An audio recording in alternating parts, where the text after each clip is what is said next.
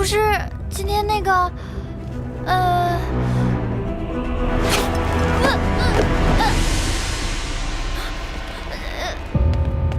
放开我家主子！我这主子，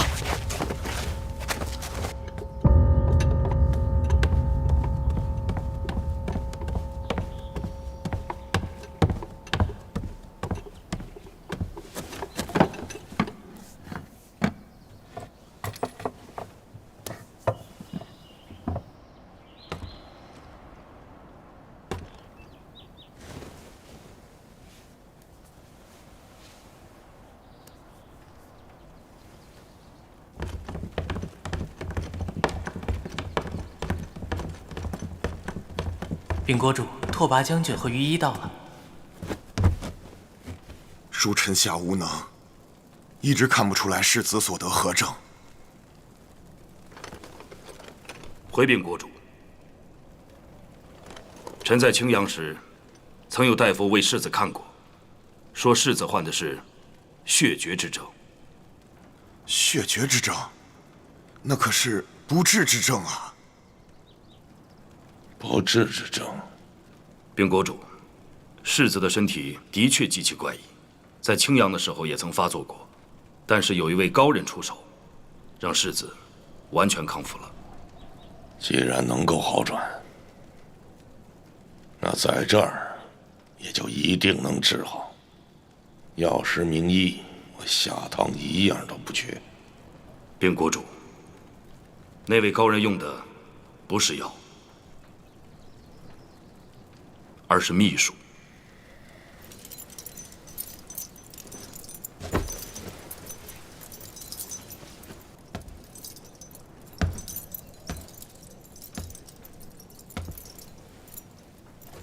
秘术，下去吧。是。世子的病情，不许向任何人提起。明白，明白。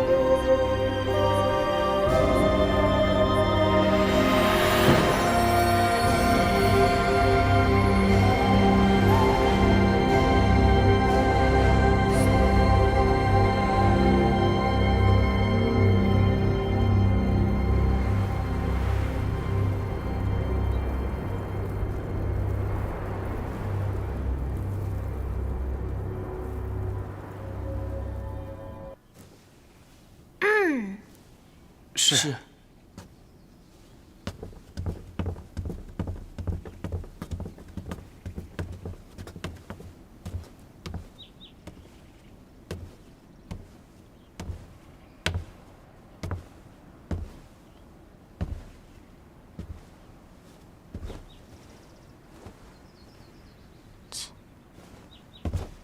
就是你害得我被罚，还青阳世子呢，长得跟个小姑娘似的。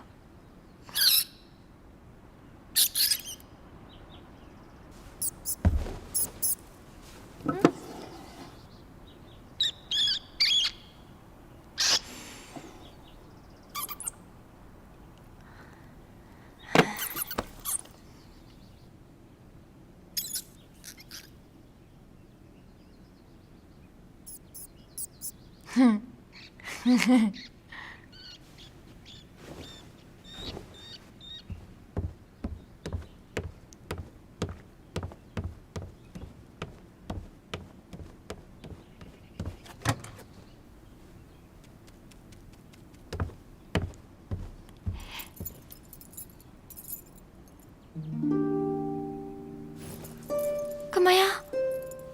我还没画呢就哭？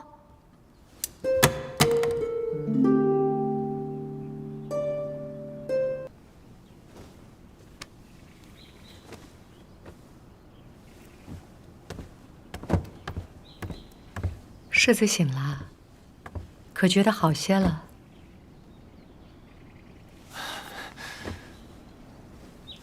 我姓苏，苏慎卿，是宫中的上宫，国主派我来照顾世子的。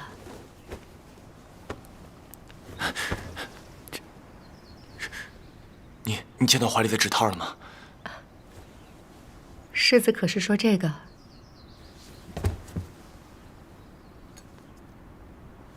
这是青阳用来射箭的扳指吗？真是精致。不，这是伦哥阿爸留给我的遗物。这么重要的东西，一定要随身带着才好。都说睹物思人，虽说思念也换不回那人来。可若是那人不在我们身边，我们唯一能做的，就是照顾好自己了。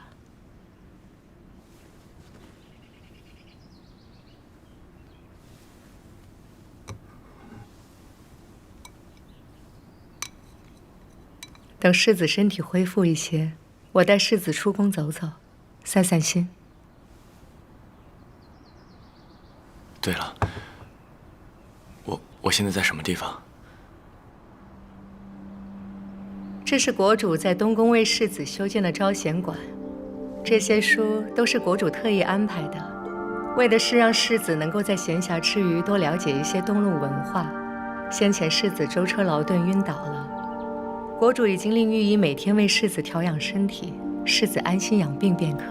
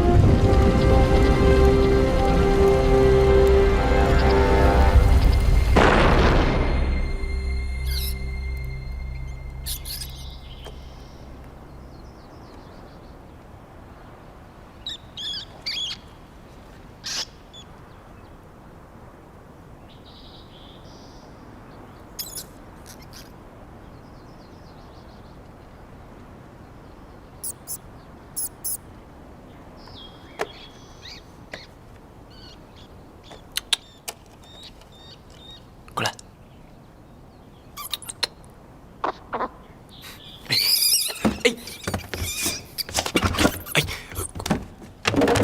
过来！别跑！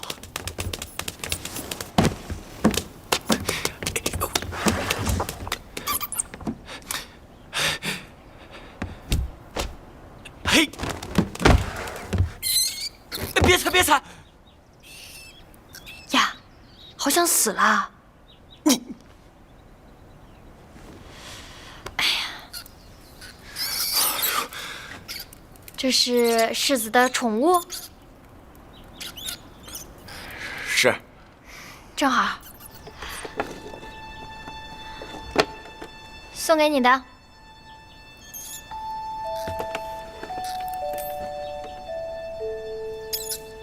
啊，原来姑娘是来送笼子的。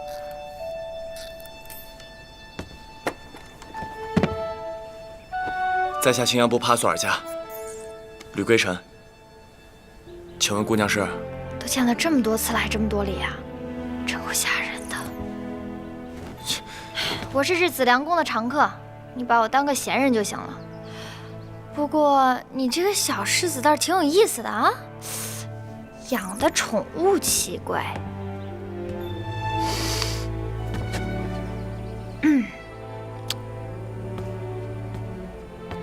长得也奇怪。我长得怎么奇怪了？你说你一个男孩子长得比我还秀气，我要是你，我都不好意思。我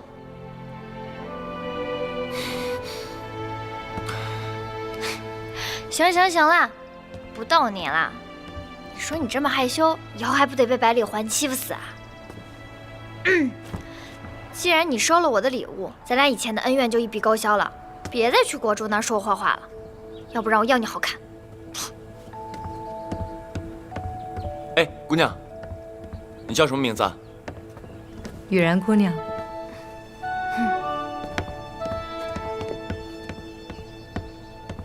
世子，该沐浴了。喂，你可洗干净点，千万别一身牛羊味儿，要不然环郡主可不要你啊！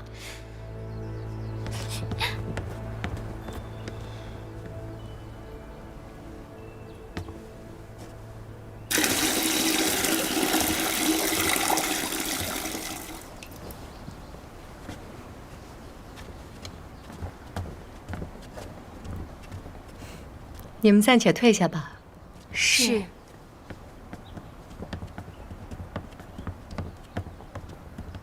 我已经不是豆蔻年华的女儿家了，世子不必介意。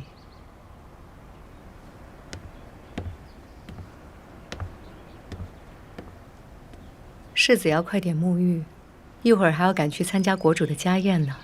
苏长公，国主的家宴为什么邀请我？我都还没学会东罗人的礼节。国主把世子当自家人，那是好事啊。他很疼爱郡主，你又是郡主的夫君，国主一定会疼爱你的。可郡主见我的第一次，就已经表明态度了。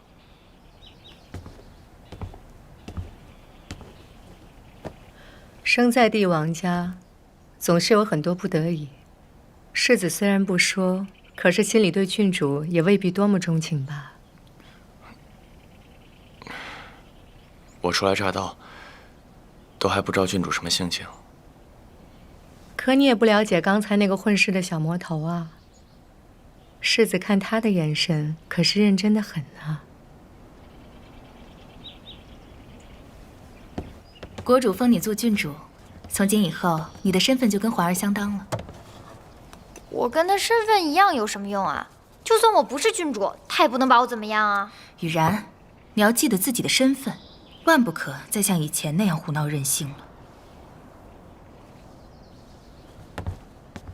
姑姑，你还没跟我说到底为什么封我当郡主啊？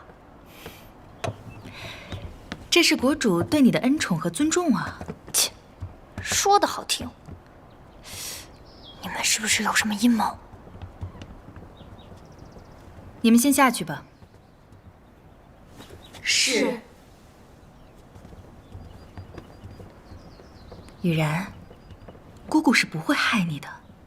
有了郡主的身份，你以后就和环儿同吃同用，再也不用看别人的脸色了。我知道你爱玩，但以后一定要少闯祸。郡主的身份有时候好用，有时候也是负担，知道吗？知道啦。那个青阳世子，你见过吗？我见过呀，就是因为他，我被罚了抄了好几遍的那个什么《朝天宫记》嘛。青阳世子身份尊贵，你现在是郡主了，可以和他多接触接触，说不定有一天他会是我们的依靠。就他那个病殃殃，像个小姑娘那个样子。要说依靠，我还是靠姑姑你吧。中元节将至，又恰逢青阳世子远道而来，特设家宴款待世子，愿两国盟好，绵延百年。愿两国盟好，绵延百年。国主盛情，归臣敏感于心。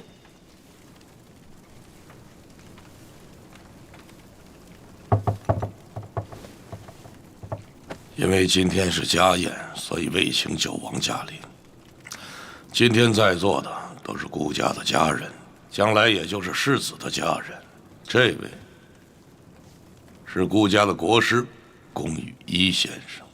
那日世子在大殿上晕倒，后来还亏了国师，去为世子把脉。国师大人，拜见世子。再为世子引荐一下，这位是我的侄儿，武阳君百里隐。隐儿自幼丧父，随我一起长大，就如同我亲生儿子一般。而且隐儿还是我下堂最出色的年轻武士，日后世子可与隐儿多切磋切磋。是。隐儿，听闻你近日新得一柄名剑，何不见我？欢迎世子远道而来。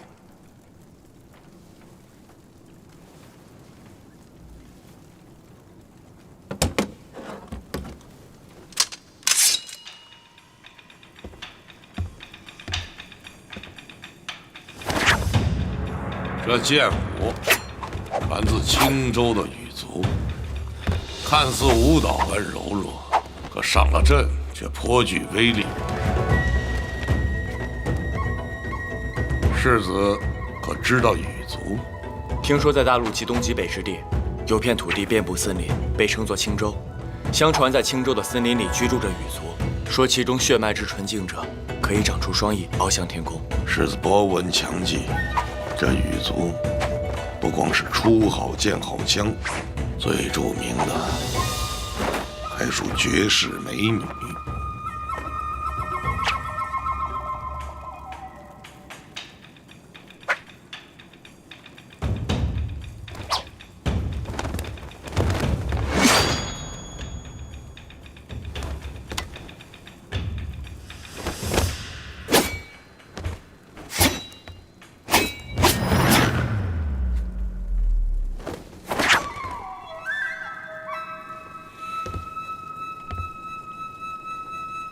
好，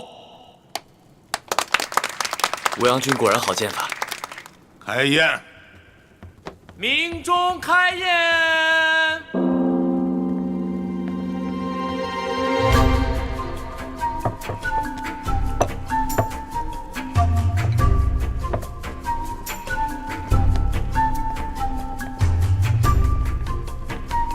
世子，请。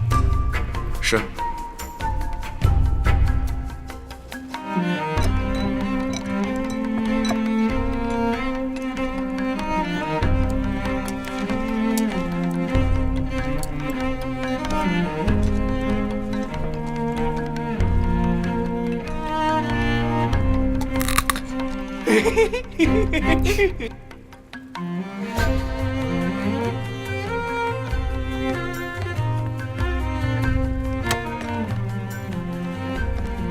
是我没有对世子说清楚南怀食物的食用方法，还望世子恕罪。多谢苏上公。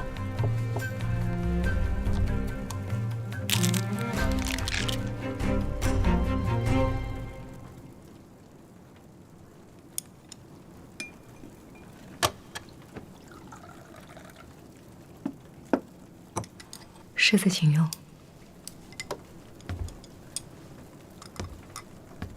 苏上公就留在那里伺候世子。是。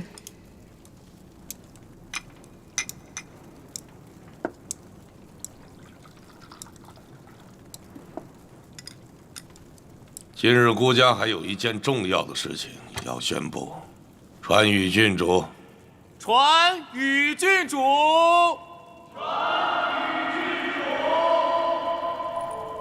雨然几时变成郡主了？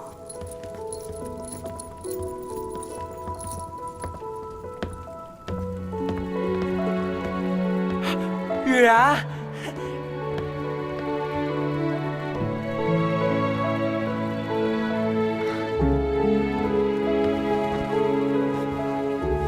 拜见国主。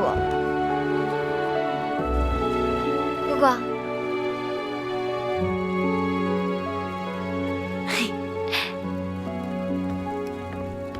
喂，我们又见面了。雨然，在贵宾面前要注意仪态。贵宾啊，好，那一会儿我陪贵宾多喝几杯。世子，这雨然是国师的侄女，自小也是在宫中长大，跟阿玉、阿环是两小无猜的玩伴。我也一直把她当做自己亲生女儿一样。雨然，那日你吓到了世子，现在还不赶快先赔礼啊！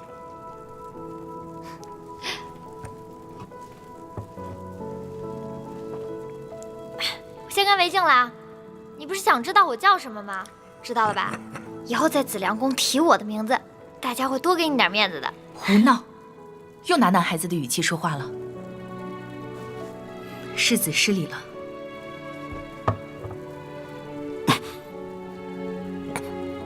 世子，不知北路的婚俗如何？是否也是长辈做主呢？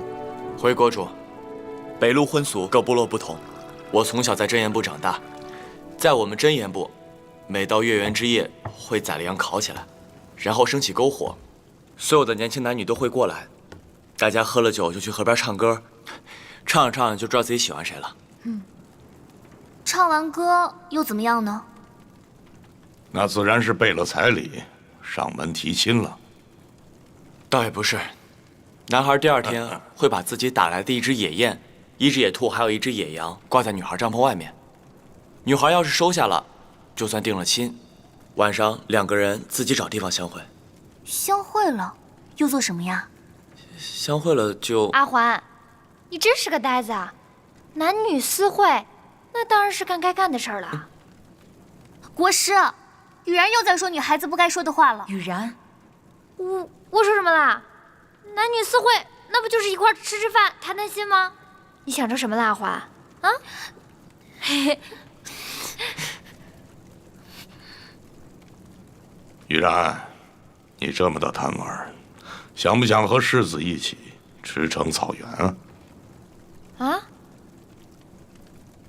国主，这……我跟这呆子去驰骋草原？你还不明白吗？我们和青阳结盟和亲，父亲把你封作郡主，就是为了要让你嫁给青阳世子呀。小母猴，小母猴。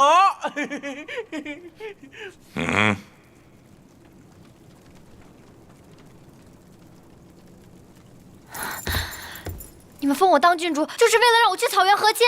那我不当什么郡主了。雨然，要有郡主的仪态，不要失礼了。雨然，顾家封你为郡主是对你的关爱，顾家让你和世子结亲，也是对你的关爱。她的身份，除了皇室公主，试问东路哪家世家名媛敢说配得上？阿环年少不懂事，如此良配也不懂得珍惜，你怎么也跟她一样任性？谁爱嫁谁嫁，反正我不嫁。雨然，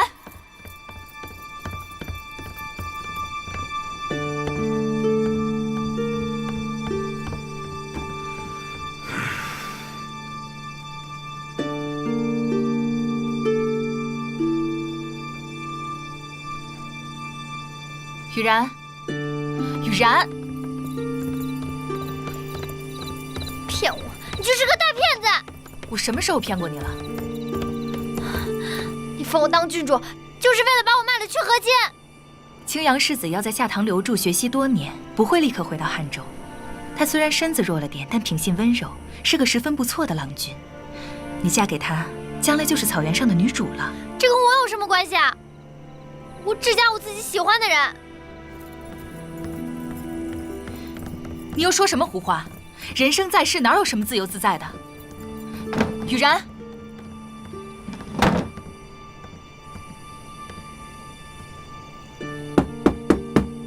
雨然，雨然，开门啊！世子初来乍到，有很多事情不知道。雨然郡主虽然生长在宫中，但却是市井中爽直的脾气。他对谁都这样，绝对没有轻视世子的意思。世子不用难过。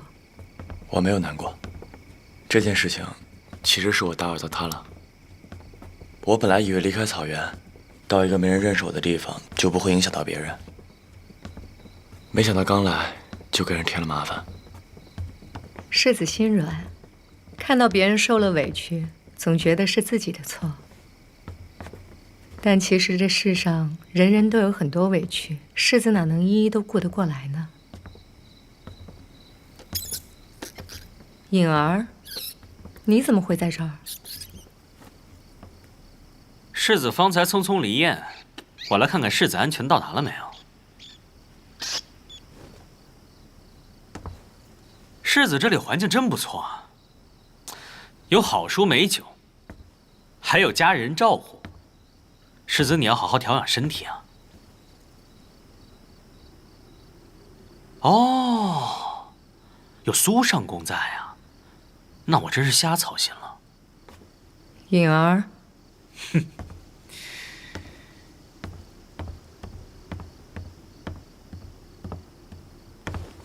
世子，武阳君是好意。苏长公，武阳君好像对你很在意。我是他的养母。时候不早了，世子早些休息吧。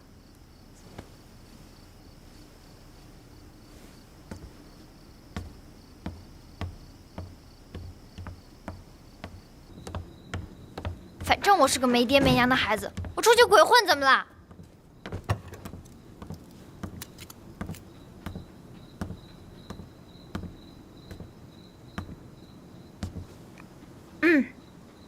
今天我就要跟姑姑说个实话。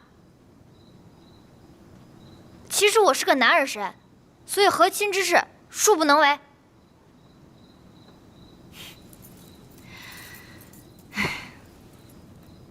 男孩就男孩吧，男孩长大了就该为家里出力了。我可以为国家出力，可是和亲不行啊！我是个男儿身，青阳世子也是个男儿身，那我们怎么能成双成对啊？说不定青阳世子就喜欢你这个男儿身呢。我们不妨问问世子的意见，再决定好不好？啊，姑姑，我真的不想嫁给他。这样，我以后什么都听你的，你让我干嘛我就干嘛，我再也不出去玩了，我也不当什么郡主了。你帮我跟国主说说吧，他不是什么都听你的吗？雨然，你还记得自己的出身吗？你的故国还在风雨飘摇之中，你的族人还在战乱中煎熬，你我身上背着复国的责任。世子有什么不好的呀？以你的身份未必配得上他，所以国主才封你郡主的头衔，有他做你的夫婿，日后你回归故国就是最强的动力了。是，我是配不上他，我也不想配得上他。什么故国，什么族人，我一天一眼都没有看过那个地方。难道非要让我像你一样，一辈子苟且跟着一个自己不喜欢的人在一起，就为了复国、复国、复国？你还小，很多事情你不懂，在国仇家恨面前，爱或不爱，与谁共度都是小事。我不管，我不会嫁给他。雨然，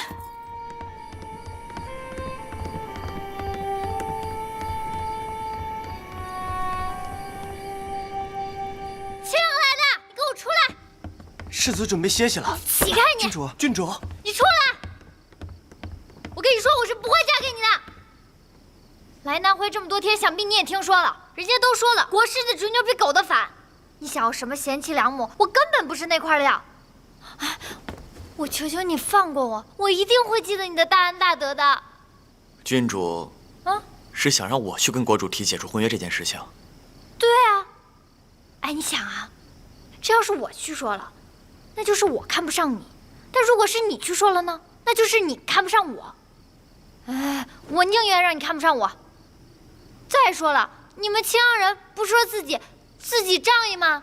你要仗义，你就是把这话说了。好，我去说。你去说啊？嗯。你答应我了？答应你了。别忘了。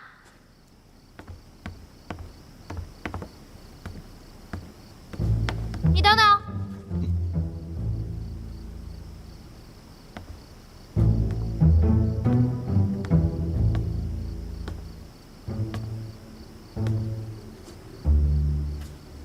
答应我，答应的这么爽快。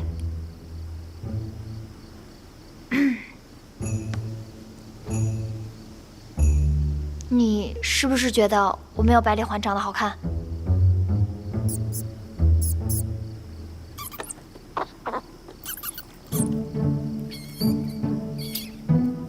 真不是？真不是。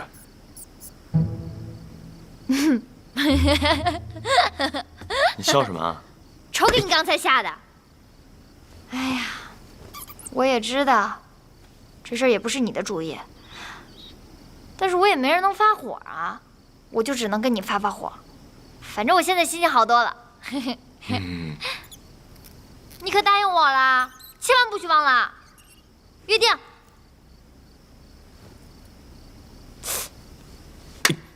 答应好我啦，千万不许忘了，要不然找你算账。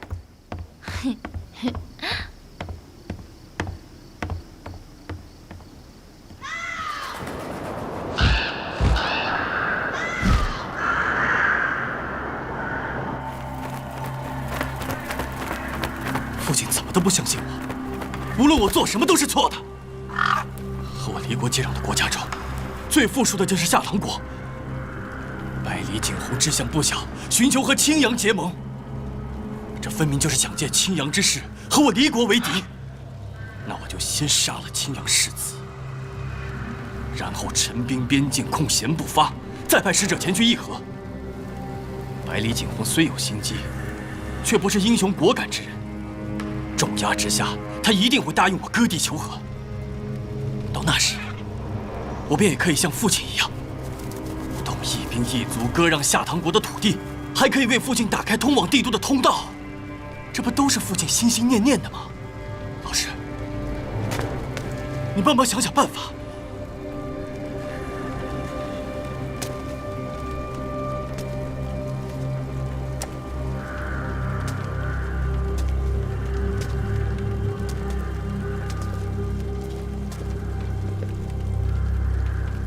世子心中所图所想，我已经听明白了。百里景洪虽然不是英雄果敢之人，但仅凭刺杀青阳世子和陈兵边境，还是威慑不了他。要想迅速地建立威势，只有出动赤牙，只有把下唐的边境化作战场。这之后才是和谈的良机。刺杀青阳世子这件事，必须立刻终止。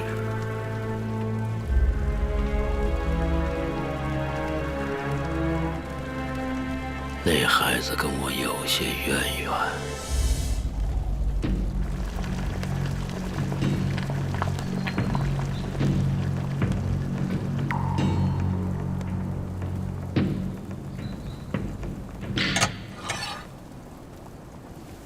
输了，国公承让。让什么让？在棋盘上厮杀，我几时赢过你啊？但真正的战场才是国公您封神的地方。国师远游列国，有什么收获？这星象早就预示乱世将至，列国也在为此做着各种各样的准备。但像国公这样的英雄，臣未曾见第二人。这将来乱世的战场，恐怕只有国公一人独自风流了。国师那么喜欢乱世吗？不管世人他愿不愿意，乱世终将会到来。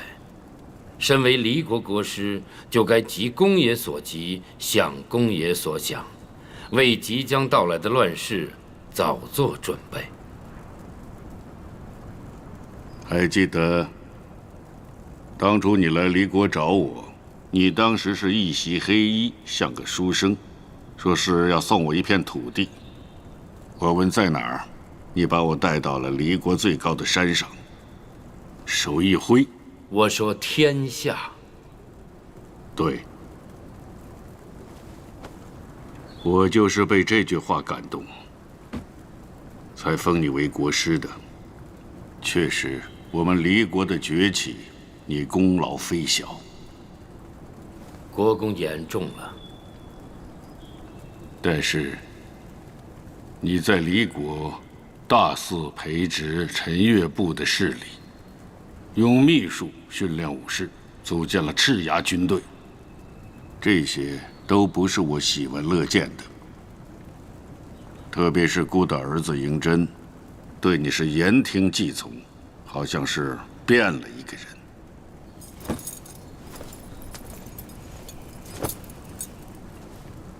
国公莫不是担心我会蛊惑世子，臣断然不敢。听说离国派赤牙去刺杀青阳世子，可孤从未下达过这道命令。这是国师策划的吗？不敢。臣正在远方游历，世子是在派出赤牙之后才告知了臣。臣虽想阻拦，但也鞭长莫及。阻拦？我对国公了解，国公想要的胜利绝非从诡计中来，而是在战场上的千军万马对敌方的碾压。对，孤是想要天下，可孤不相信横断天下的人会是卑鄙小人。这些话你也要说给世子听，毕竟他那么信你。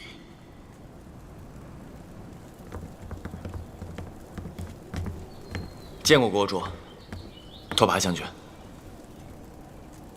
世子途中遇袭，是拓跋山岳保护不力，所幸世子无事，否则我对大军和国主都无法交代，唯有自裁以谢天下。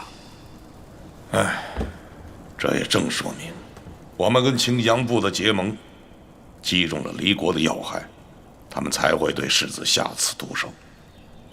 世子一生系两国同盟，更要珍重身体。是。请世子来，是刺杀世子的匪徒中，有一名被拓跋将军擒获，想请世子看看。世子，那些武士是离国人用秘术熬练过的，凶猛残暴。如果世子不想见的话，也就算了。不，我想看看他们的样子。带上来。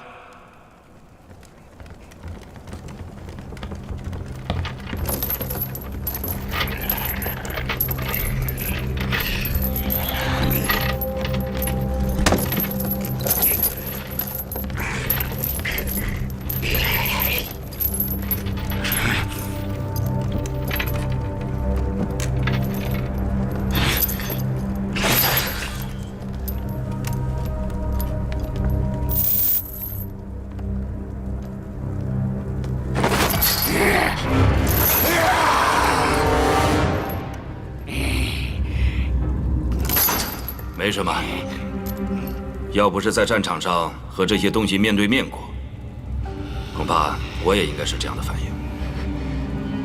这东西上过战场，我亲手杀死几十名不止。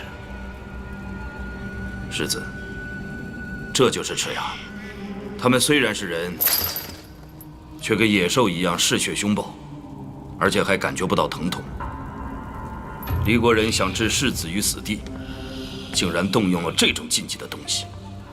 离国人如此恶毒对待我的贵宾，我下堂必定以牙还牙。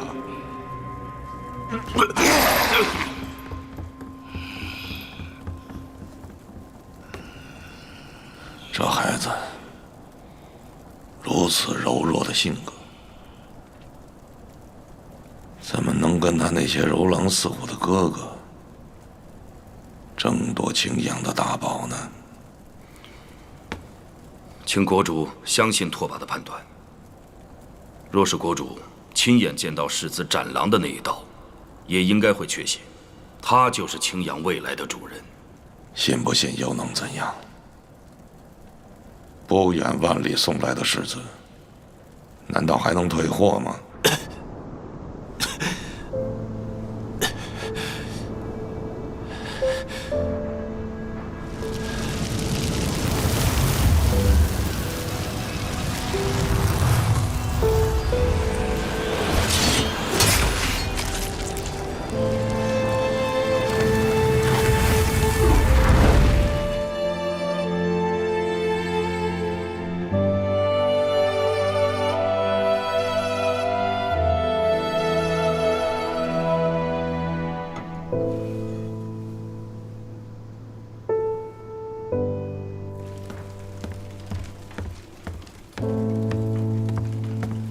禀国主，前线来报，离国动员3万精兵出九原城，经苍兰道，刚刚突破色眉谷，踏入我国边境。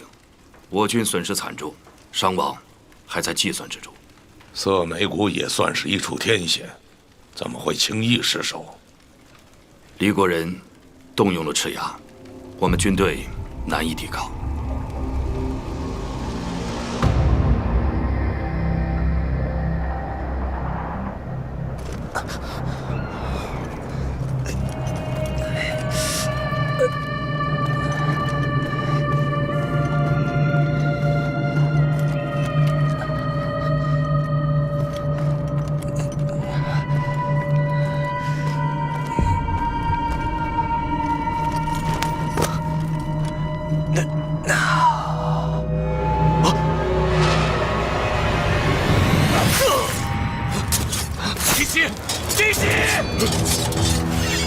起来，回去报信！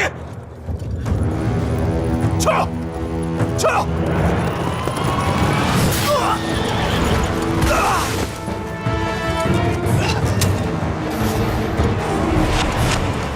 这到底是什么怪物？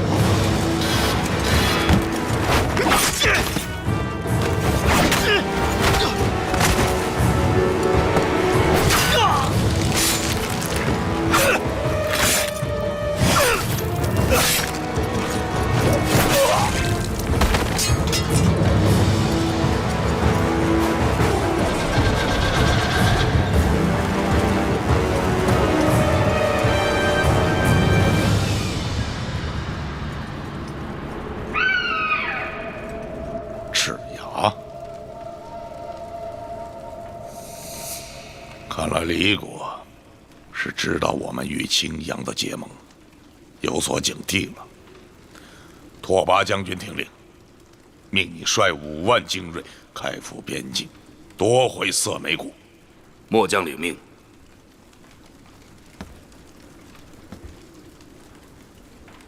国主，听闻明日是东路的中元节，归臣在宫中这么长时间了，身体也基本康复了。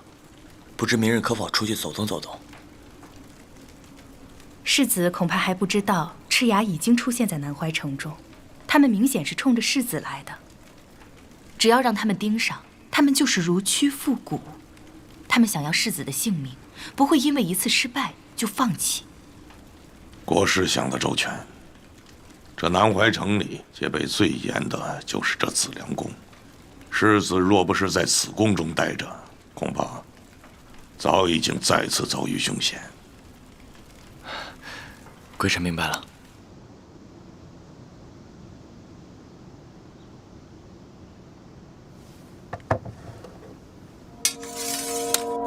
撤！撤！撤！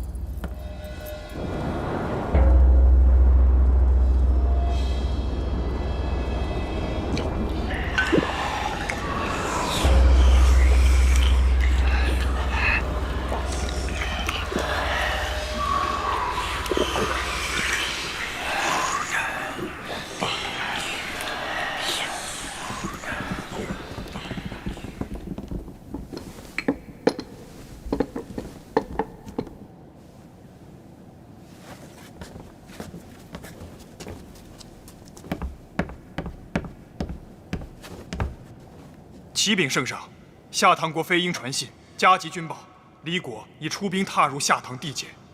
又是李国。出兵的由头是什么？李国尚未呈来奏折，臣暂不清楚。死伤多少？军报未表，臣暂不清楚。暂不清楚？这么大的战事，我堂堂皇室号称名臣如云，就只能回朕暂不清楚4个字吗？有清楚的没有？给朕站出来！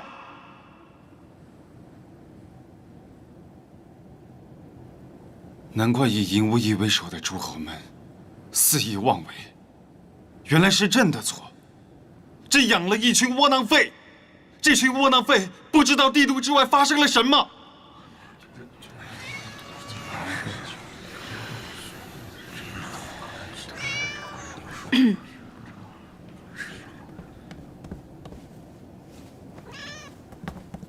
陛下，夏唐国来的军报里难道没有说明，此次离国出兵夏唐，尹无益并未亲征，尚且坐镇九原城吗？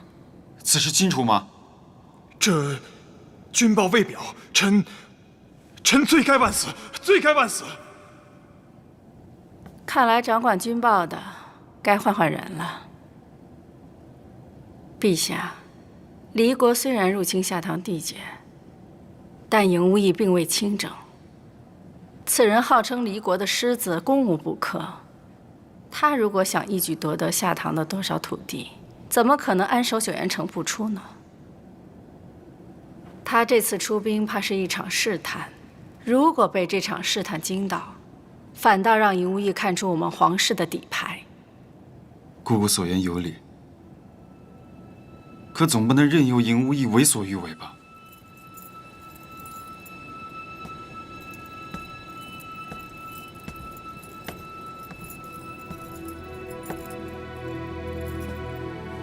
给百里景洪发一道谕旨，说离国无故侵入夏唐国，我们皇室必定申斥尹无益的狂悖之举，让百里景洪出兵坚守国境就是了。